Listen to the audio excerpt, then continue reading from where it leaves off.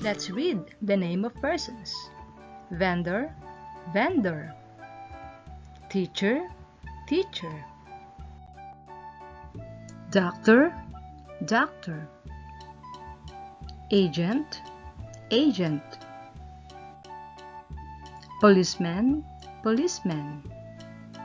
Policewoman, policewoman.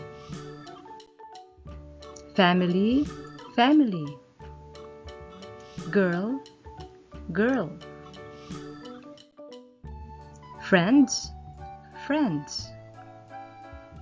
Gardener, gardener. Man, man.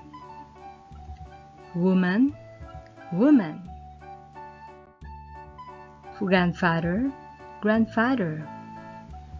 Grandmother, grandmother. Brother, brother.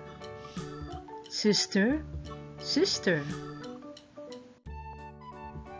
Father, father. Mother, mother. Baby, baby.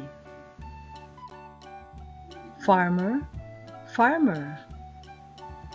Fisherman, fisherman. Baker, baker. Painter, painter. Teacher, teacher. Students, students. Leading the way.